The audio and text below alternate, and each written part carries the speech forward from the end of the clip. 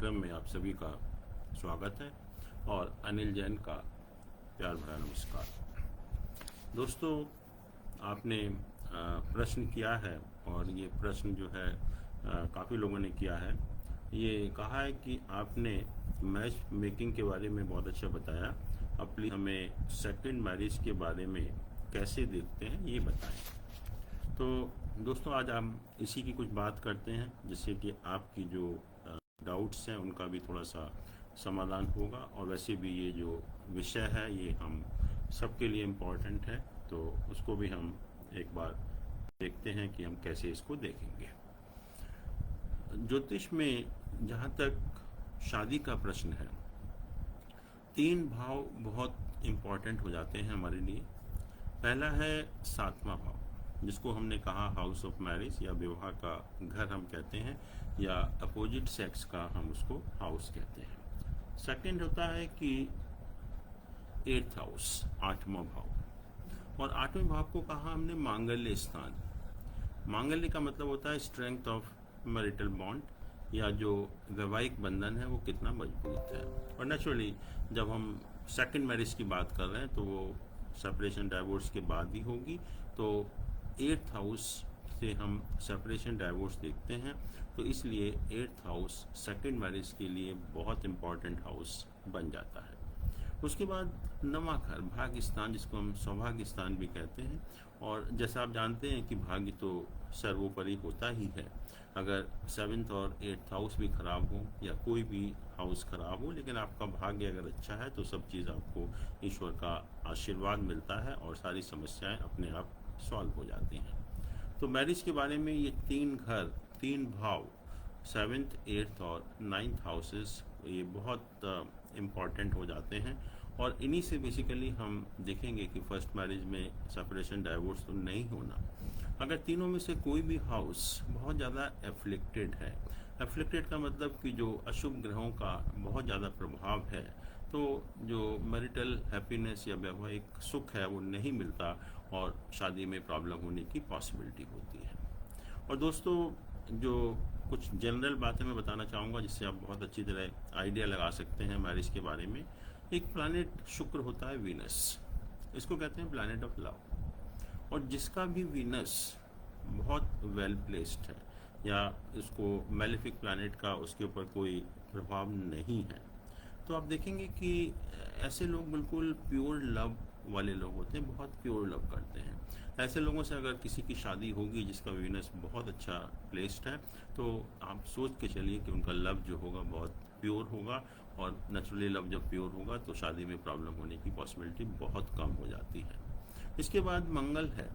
मंगल क्या करता है? मंगल is a planet of sexual urge, तो नेचुरली एक ये नेगेटिव एस्पेक्ट हो जाता है। जब मंगल का इन्फ्लुएंस हो जाता है शुक्र के ऊपर या किसी और प्लैनेट के ऊपर, तो मैरिज को ख़राब करना पड़ता है, क्योंकि वो उसका जो पर्पस है बेसिकली सेक्सुअल अर्ज है, ना कि प्योर लव। तो इसलिए मंगल की पोजीशन भी देखना बहुत ज़रूरी है कि मंगल का प्लेसमेंट हॉरोस्कोप में कैसा है। इसके बाद बहुत सारे कुछ कॉम्बिनेशंस होते हैं, जैसे सन और राहु का कॉम्बिनेशन है।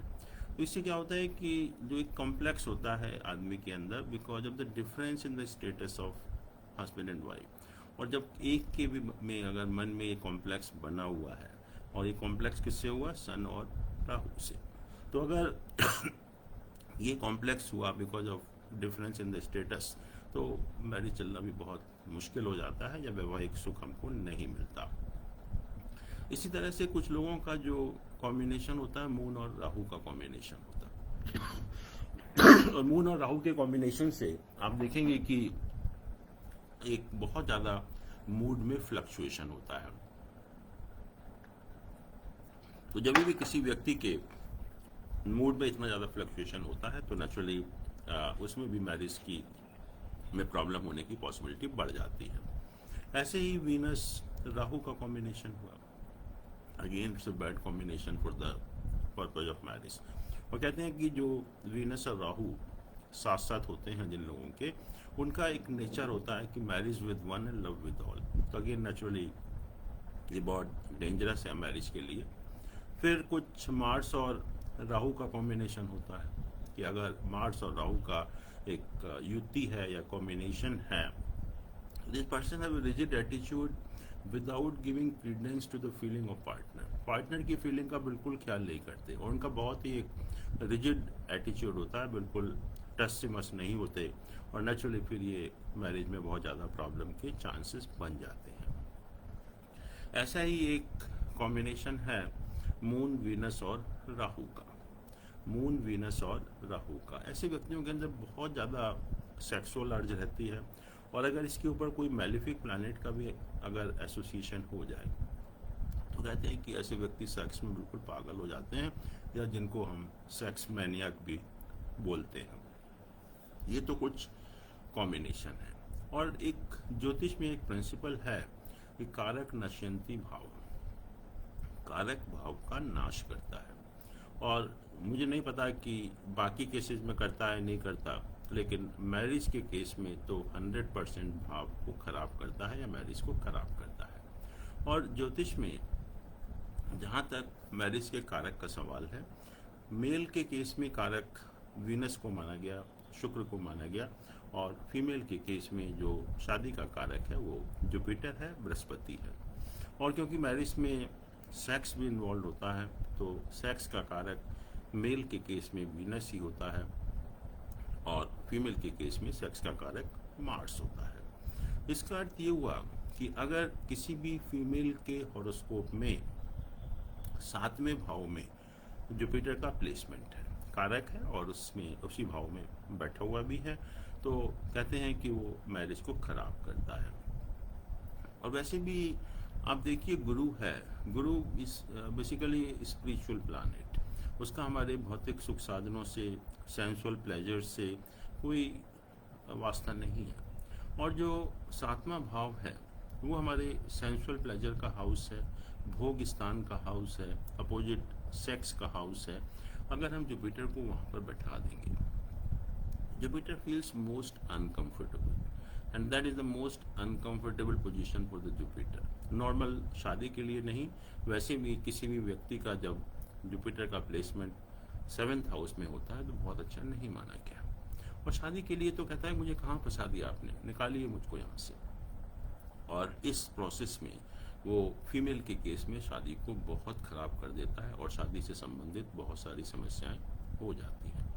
ऐसे ही शुक्र है मेल के केस में, और जैसे मैंने कहा कि जो शुक्र है वो प्लैनेट लव का तो है ही, but it is also a planet of sensual pleasure. और जैसे भोग का प्लैनेट है कि सेंसुअल प्लेजर आपको चाहिए, उसमें आपका इंटरेस्ट होता है।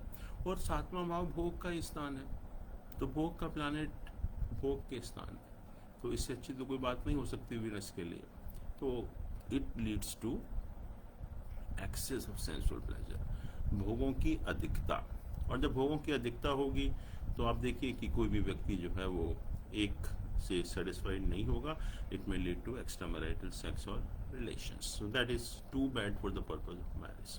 तो जब भी हम सेकंड मैरिज की बात करेंगे, you have to be very careful about the placement of कारकास for the marriage in the 7th house. अगर जुपिटर फीमेल के केस में या वीनस मेल के केस में अगर 7th हाउस में प्लेस्ड है तो आप सोच कर चलिए कि शादी का जो सुख है बहुत कम हो जाएगा, या मैं कहूँगा नहीं मिलेगा। इसके अतिरिक्त जैसे मैंने कहा कि 8th हाउस क्या है, मांगल्य स्थान, स्ट्रेंथ ऑफ मैरिटल बॉन्ड, वैवाहिक बंधन आपका कितना मजबूत है। वो कहते हैं कि 8th हाउस जब एफ्लिक्टेड होता है, और एफ्लिक्टेड का मतलब खास तौर से 3 प्लैनेट इंपॉर्टेंट हो जाते हैं, मार्स, सैटर्न और राहु। इनमें से जब 2 या 2 से ज़्यादा प्लैनेट का एसोसिएशन 8th हाउस के साथ हो जाता है तो कहते हैं कि मैरिटल बॉन्ड आपका बहुत वीक हो जाता है, तो उसमें बहुत पॉसिबिलिटी होती है सेपरेशन, डाइवोर्स की। तो 8th हाउस को हमें बहुत अच्छी तरह एग्जामिन करना पड़ेगा, बहुत क्रिटिकली एग्जामिन करना पड़ेगा। और अगर 8th हाउस मेलेफिक प्लैनेट से एफ्लिक्टेड है, one has to be very very careful because there is all the possibility of separation, divorce. तो उस केस में मैं तो यही कहूँगा कि किसी भी लर्नेड एस्ट्रोलॉजर की सलाह लेनी चाहिए, और अगर हम कोई उपाय कर सकते हैं तो उपाय करना चाहिए। लेकिन 8th हाउस अगर एफ्लिक्टेड होता है तो शादी टूटने के या सेपरेशन डाइवर्स होने के बहुत ज़्यादा एक संभावना उसकी बन जाती है। तो 8th हाउस को हमें बहुत क्रिटिकली एग्जामिन करना है। और ये भी कहा जाता है कि जब 8th हाउस में सैटर्न मार्स राहु जैसे प्लैनेट का एसोसिएशन होता है तो आपकी जो मैरिज होती है वो इस तरह से होती है कि जो आपकी फैमिली को और सोसाइटी को एक्सेप्टेबल नहीं होती है। और क्योंकि मैरिटल बॉन्ड वीक होता है तो इसलिए शादी बहुत दिन चलती भी नहीं है। तो 8th हाउस आजकल के पॉइंट ऑफ व्यू से सबसे इम्पॉर्टेंट हाउस हो जाता है सेपरेशन डाइवोर्स के लिए। और ये भी कहा कि जो आजकल मेन प्रॉब्लम है एक्स्ट्रा मैरिटल रिलेशनशिप की, that also be examine from 8th house. तो उसी से हमें पता लगता है कि जो नेटिव है वो एक्स्ट्रा मैरिटल रिलेशंस में इन्वॉल्व तो नहीं है। अगर है तो नेचुरली वो मैरिज के लिए बहुत एक ख़राब बात है और उसमें भी सेपरेशन डाइवोर्स होने की पॉसिबिलिटी बनी रहती है। इसके बाद हम कुछ कॉम्बिनेशंस होते हैं जो कि बहुत ख़राब माने गए मैरिज के लिए और विच में लीड टू सेपरेशन डाइवोर्स। कहते हैं कि conjunction of Mars and Venus. Mars मैंने कहा कि सेक्सुअल अर्ज है और वीनस हमारा सेंसुअल प्लेजर का प्लैनेट है। तो जब भी किसी भी हॉरोस्कोप में ये दो प्लैनेट की युति होती है मार्स और वीनस की, तो it leads to excess of sensual gratification, भोगों की अधिकता। तो नेचुरली हर जो ऐसे लोग होते हैं वो भोग विलास में बहुत ज़्यादा इंटरेस्टेड होते हैं। एक आदमी से उनको सेटिस्फैक्शन नहीं होता और उनकी जो पॉसिबिलिटी होती है एक्स्ट्रा मैरिटल रिलेशनशिप की बहुत ज़्यादा हो जाती है। और उससे भी जो एक बहुत डेडली कॉम्बिनेशन है, बहुत ही ख़राब कॉम्बिनेशन है मैरिज के पर्पस के लिए, वो है वीनस मार्स राहु का या वीनस मार्स केतु का। और आजकल बहुत हॉरोस्कोप में ये कॉम्बिनेशन देखने को मिलता है। तो one has to be very very careful while going for marriage with such type of people. तो क्या होगा अगर वीनस मार्स राहु का अगर युति है, इकट्ठे होने चाहिए, एस्पेक्ट की मैं बात नहीं कर रहा हूँ, तीनों प्लैनेट की युति होनी चाहिए आपके हॉरोस्कोप में, या हम कंजंक्शन कहते हैं, कंजंक्शन होना चाहिए। तो इसको जो ऐसे लोग होते हैं they are highly untrustworthy toward opposite sex. हम कहते हैं कि उनको बिल्कुल भी ट्रस्टवर्दी नहीं होते, उनके ऊपर आप बिल्कुल विश्वास नहीं कर सकते। और कहते हैं कि नेटिव इज़ विकेड, मतलब एक दुष्टता आ जाती है या हमेशा गलत करने का वो लोग सोचते हैं। और वो हमेशा they have a tendency to deceive opposite sex, opposite sex के साथ हमेशा धोखा करने की कोशिश करते हैं। इसलिए मैरिज विद सच पर्सन में always lead to serious complexities in the married life. तो ये जो मैरिज के लिए बहुत ही ख़राब एक कॉम्बिनेशन है।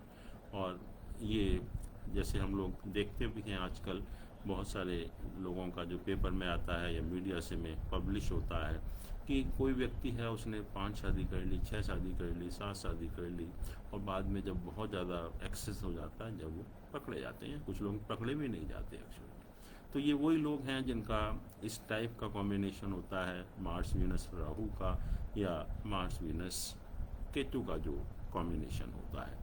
और ये कहा गया कि जो मार्स वीनस राहु का अगर कॉम्बिनेशन है तो ऐसे व्यक्ति धोखा देते रहेंगे, पकड़े भी नहीं जाएंगे। लेकिन अगर मार्स वीनस केतु का कॉम्बिनेशन होता है तो ऐसे व्यक्ति अधिकतर कहीं ना कहीं जाकर सेक्स स्कैंडल में इन्वॉल्व हो जाते हैं और वो पकड़े जाते हैं, वो खुद भी फंस जाते हैं किसी न किसी लाइफ की स्टेज पर।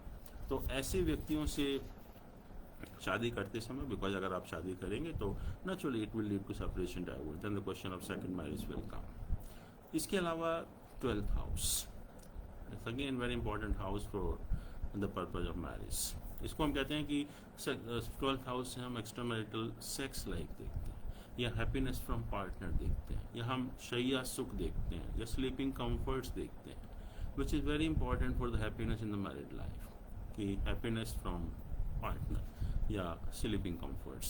So it's most important for the purpose of happiness in the married life. और हमने ये भी कहा था कि जो सेक्स का प्लैनेट है वो वीनस है मेल के केस में और मार्स है फीमेल के केस में।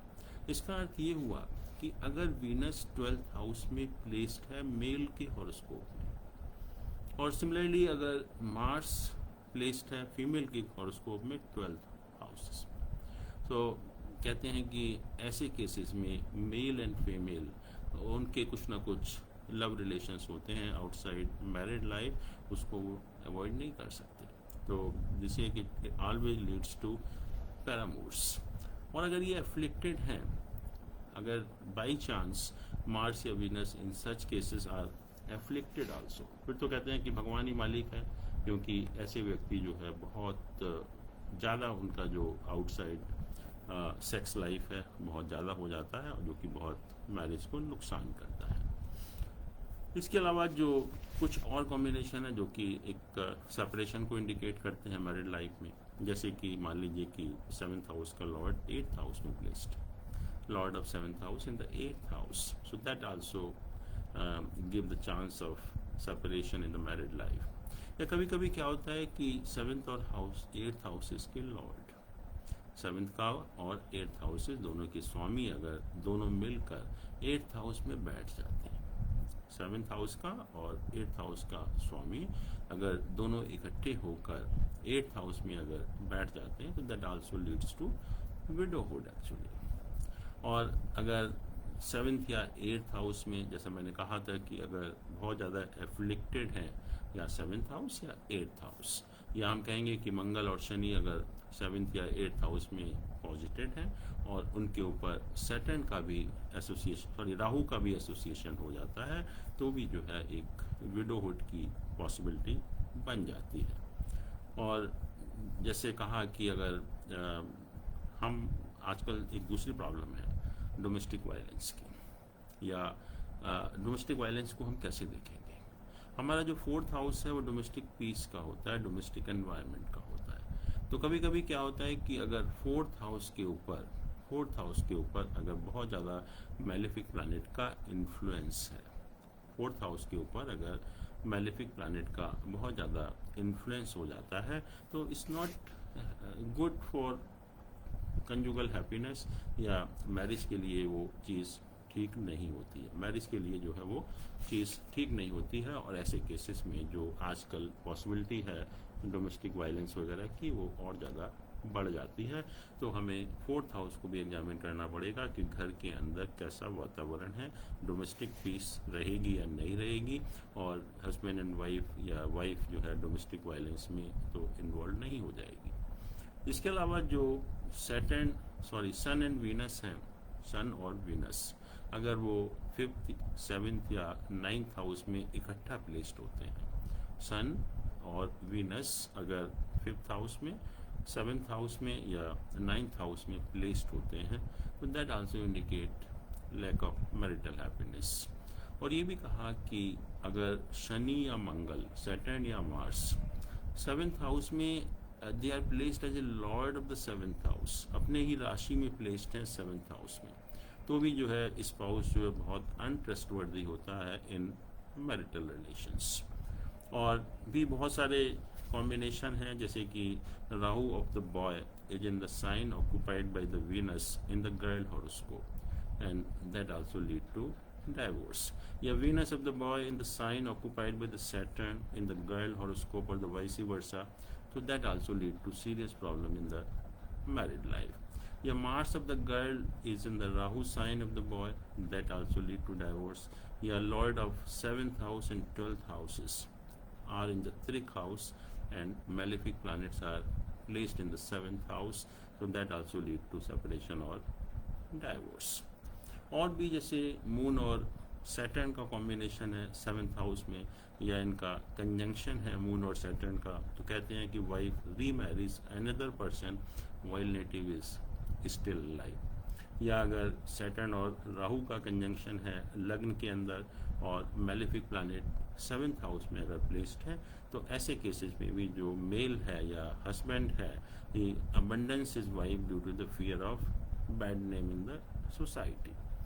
और इसके अलावा भी अगर वीनस से 4th या 8th हाउस में मैलेफिक प्लैनेट का एसोसिएशन होता है, तो उस केसेस में भी पॉसिबिलिटी होती है वाइफ कमिटिंग द सुसाइड। तो इस तरह से दोस्तों बहुत सारे कॉम्बिनेशन हैं, हमें बहुत क्रिटिकली एग्जामिन करना पड़ता है देखने के लिए कि कोई सेकंड मैरिज की पॉसिबिलिटी है या नहीं है, सेपरेशन की पॉसिबिलिटी है या नहीं है, डाइवोर्स की पॉसिबिलिटी है या नहीं है। अब क्वेश्चन ये आता है कि मान लीजिए कि सेपरेशन डाइवोर्स हो गया, then the people come to you, want to know whether I will get married or not, whether I will get remarried or not, मेरी married life, second married life कैसी होगी, कैसी नहीं होगी। और इससे पहले कि मैं ये बताऊं, मैं आपको ये भी बता दूं कि जो मैरिज के लिए हम डिविजनल चार्ट को एनालाइज करते हैं, और मैरिज का जो डिविजनल चार्ट है वो नवांश चार्ट है। और आपके लग्न चार्ट से कुछ भी इंडिकेशन क्यों ना हो, मान लीजिए कि लग्न चार्ट इंडिकेट करता है कि बहुत अच्छी मैरिड लाइफ होगी और बहुत अच्छे इंडिकेशंस होते हैं, हम डिविजनल चार्ट से वो कंफर्म करते हैं कि ज़रूरी नहीं है कि जो लग्न चार्ट में इंडिकेशन आपको अच्छे मिल रहे हैं वो नवांश चार्ट उसको कंफर्म करेगा। मैनी टाइम इट हैपेंस कि you get very good indication from the लग्न चार्ट और नवांश डजंट कंफर्म, तो आपको सोचते हैं कि ये तो बहुत अच्छा चार्ट है, बहुत अच्छा मैरिटल हैप्पीनेस इंडिकेट करता है, लेकिन क्यों नहीं मिल रही इतनी जो वैवाहिक सुख इसको जो है। तो हमें डिविजनल चार्ट को भी देखना पड़ेगा। लेकिन एक चीज़ है कि अगर लग्न चार्ट में ही इंडिकेशन है कि मैरिटल हैप्पीनेस नहीं है, फिर हमें डिविजनल चार्ट देखने की ज़रूरत नहीं है। लेकिन अगर लग्न चार्ट में इंडिकेशन है कि मैरिटल हैप्पीनेस है, फिर हम उसको कंफर्म करते हैं थ्रू द डिविजनल चार्ट। एक चीज़ तो ये हो गई। और अभी हम जो सेकंड मैरिज की बात कर रहे थे कि सेकंड मैरिज जो देखते हैं हम 8th from the 7th house. 8th house हमारा लॉन्गिविटी का होता है, तो मैरिज की longevity is 8th from the 7th house, that is the second house. तो सेकंड हाउस बताएगा आपको कि रीमैरिज होगी या नहीं होगी, और सेकंड मैरिज का आपको सुख मिलेगा या नहीं मिलेगा। ऐसे ही हम 7th हाउस से we see the personality of the spouse, first spouse. Similarly, as far as second spouse is concerned, we will see his or her personality from the 9th house, that is the third from the 7th house. तो इस तरह से हम लोग examine करेंगे second marriage के बारे में। अब दोस्तों कुछ प्रश्न हैं आप लोगों के, तो हम कोशिश करेंगे उनका आंसर देने के लिए। पहला जो प्रश्न है वो एक मिस्टर सुशील कुमार जैन का है। इनका date of birth is 25 May 1980, time is 1905, place is Indore. ये पूछ रहे हैं कि इनकी सेकंड मैरिज कब होगी और लाइफ पार्टनर कैसा मिलेगा। इनका हमने हॉरोस्कोप बनाया और इसमें जो इनका लग्न है वो स्कॉर्पियो है, और जो 7th हाउस में सन और मरकरी का प्लेसमेंट है, 8th हाउस में वीनस का प्लेसमेंट है, और 10th हाउस में जुपिटर जो है वो सैटर्न, मार्स और राहु के साथ उसका प्लेसमेंट है, और 11th हाउस में मून का प्लेसमेंट है। अगर हम इनका हॉरोस्कोप देखें तो अभी हम बात कर रहे थे 7th और 8th हाउस के आपस में एसोसिएशन होने की। यहाँ पर 7th और 8th हाउस का आपस में एक्सचेंज है, तो that is a serious cause for separation or divorce also. And secondly, we said that Jupiter is the main planet which gives us the blessing of God. We get the providential help, या हमारा भाग्य हमारा साथ देता है। इनके horoscope में Jupiter बहुत ज़्यादा एफ्लिक्टेड है सैटर्न, मार्स एंड राहु के साथ, इसलिए भी मैरिटल हैप्पीनेस में या लाइफ में प्रॉस्पेरिटी में कमी आ जाती है। इस समय जो इनका पीरियड चल रहा है वो जुपिटर राहु का पीरियड चल रहा है, वो 12 जून 22 तक चलेगा। और अभी जो इस समय जो शनि है, शनि का गोचर इनका 3rd हाउस में है, और जो जुपिटर है वो 4th हाउस में है। नेक्स्ट ईयर करीब 22 मार्च को जुपिटर 5th हाउस में आएगा इनका, और 29 अप्रैल को Shani will come in the 4th house. तो ये दोनों प्लैनेट का जब गोचर होगा, then it gives the possibility of the remarriage or the second marriage। और मुझे ये लग रहा है कि अगर हम दशाओं को देखें तो दशाओं को देखने के बाद हम कह सकते हैं कि जो पॉसिबिलिटी है रीमैरिज की, that is in the 3rd quarter of 2022 मेरे ख्याल में जो थर्ड क्वार्टर है, जून से लेकर सितंबर, उस बीच में मैरिज फाइनलाइज हो जाना चाहिए। इन्होंने ये भी पूछा है कि सेकंड स्पाउस कैसा रहेगा या लाइफ पार्टनर कैसा मिलेगा। तो अगर हम, जैसे मैंने कहा कि जो सेकंड लाइफ पार्टनर है वो हम 9th हाउस से देखते हैं, और 9th हाउस में इनका कोई मेलेफिक प्लैनेट का प्लेसमेंट नहीं है। उसका लॉर्ड मून है जो कि 11th हाउस में प्लेस्ड होता है, और उसकी पोजीशन काफ़ी अच्छी है, उसमें कोई बिल्कुल एब्सोल्युटली कोई प्रॉब्लम नहीं है। तो जो भी सेकंड स्पाउस होगा आपका अच्छा ही होगा, उसके साथ आपके जो संबंध होंगे वो भी अच्छे ही रहेंगे। एक प्रश्न नियति जैन जी ने पूछा है, और इनकी जो डेट ऑफ बर्थ है that is 11th July 1980, time is 20:00, that is 8 in the evening, and place is Jammu. वो कहते हैं कि सर हम लोन लेने का कोशिश कर रहे हैं, हमें लोन बैंक से कब तक मिलेगा। अगर हम इनका हॉरोस्कोप देखें तो जो लग्न है इनका कैप्रिकॉर्न है, और वहाँ पर केतु का प्लेसमेंट है। 5th हाउस में राहु का प्लेसमेंट है, और सन मून मरकरी का प्लेसमेंट 6th हाउस में है, राहु 7th हाउस में है, और जुपिटर और सैटर्न 8th हाउस में प्लेसमेंट है, और 9th हाउस में मंगल का प्लेसमेंट है। इस समय जो दशा जो ऑपरेट हो रही है इनकी, वो मरकरी के अंदर जो है केतु की दशा है, जो 12 अप्रैल 22 तक चलेगी। मरकरी में केतु का पीरियड चल रहा है जो कि 12 अप्रैल 2022 तक है। और ये मरकरी केतु की अगर आप पोजीशन देखते हैं इसमें लग्न चार्ट में, तो केतु लग्न में है और मरकरी जो है वो 6th हाउस में प्लेस्ड है। तो आपस में जो एक दूसरे की पोजीशन है वो 6-8 पोजीशन है। तो ये पोजीशन बहुत फेवरेबल नहीं होती है लोन लेने के लिए, और इससे इंडिकेशन यही मिल रहा है कि अभी नियर फ्यूचर में, या मैं कहूँगा कि मार्च अप्रैल तक लोन मिलने की पॉसिबिलिटी जो है बहुत कम है। उसके लिए आपको कड़ी मेहनत करनी पड़ेगी, फिर भी उसके चांसेस जो है बहुत कम बनते हैं, उसका आपको थोड़ा सा ध्यान रखना है। इसके बाद विवाह पाठक मैत्री जी ने पूछा है कि किसी के नेटल चार्ट में शनि वक्री है तो क्या आप जप करके सही करना चाहिए, तो क्या उसे जप करके सही करना चाहिए। योग कारक नहीं है तब, जैसे मिथुन लग्न में 7.5 वगैरह जो है। तो विवाह जी, पहले मैं बताना चाहूँगा कि जब शनि वक्री होता है तो उसको एक एडिशनल स्ट्रेंथ मिलती है, जिसको हम चेष्टा बल बोलते हैं, या इमोशनल स्ट्रेंथ हम उसको बोलते हैं। और अगर प्लैनेट शुभ है तो और ज़्यादा शुभ हो जाता है, और अगर प्लैनेट अशुभ है तो और ज़्यादा अशुभ हो जाता है। अब बट क्वेश्चन इज कि हमें ये देखना पड़ेगा एक पर्टिकुलर चार्ट में कि planet whether it is a functional benefic planet और it is a functional malefic planet. वो बहुत ज़रूरी है, क्योंकि हमें उसी से पता लगता है कि प्लैनेट आपका कैसा एक्ट करेगा एक पर्टिकुलर हॉरोस्कोप में। तो सबसे इम्पॉर्टेंट है कि हमें एग्जामिन करना पड़ेगा उसको कि प्लैनेट फंक्शनल बेनिफिक है या फंक्शनल मेलिफिक है। बट जैसे आपने कहा कि जब करना चाहिए या नहीं करना चाहिए, तो मैं ये कहूँगा कि जब का जहाँ तक सवाल है, जब आप हर सिचुएशन में कर सकते हैं। अगर प्लैनेट बेनिफिक है तभी भी कर सकते हैं, मेलिफिक है तभी भी कर सकते हैं। लेकिन जब हम दान वगैरह की बात करते हैं, डोनेशन की बात करते हैं, तब हमें थोड़ा सा केयरफुल रहना है। या कभी भी हम अगर जेम स्टोन पहनने की बात करते हैं, तभी भी हमें थोड़ा सा केयरफुल रहना पड़ेगा। डोनेशन हम उसी सर्कमस्टांसिस में करेंगे जब प्लैनेट आपके लिए फंक्शनल मेलिफिक है, और जैम हम जब भी पहनेंगे जब आपके लिए प्लैनेट फंक्शनल बेनिफिक है।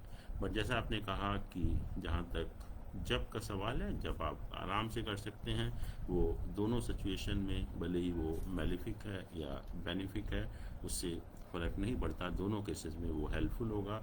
प्लैनेट मेलिफिक है हुआ तो उसकी शांति करेगा, और अगर प्लैनेट शुभ होगा तो उसको और ज़्यादा शुभ करेगा। दोस्तों, ये आपके प्रश्नों के जवाब थे, और मैं देख रहा हूँ कि आप लोग और भी प्रश्न पूछ रहे हैं, तो आप लोग जुड़े हुए हैं। मनीषा जी हैं, विभा जी हैं, रिद्धि जी हैं, और मैं कोशिश करूँगा कि अगली बार आपके क्वेश्चंस का ज़रूर जवाब दूंगा मैं आपको, और आप अपने क्वेश्चन पूछते रहिए। मुझे बहुत अच्छा लगता है जब आप क्वेश्चन पूछते हैं, और हम पूरी कोशिश करेंगे आपके प्रश्नों का जवाब। दोस्तों, थैंक यू, धन्यवाद, बहुत बहुत आपका शुक्रिया।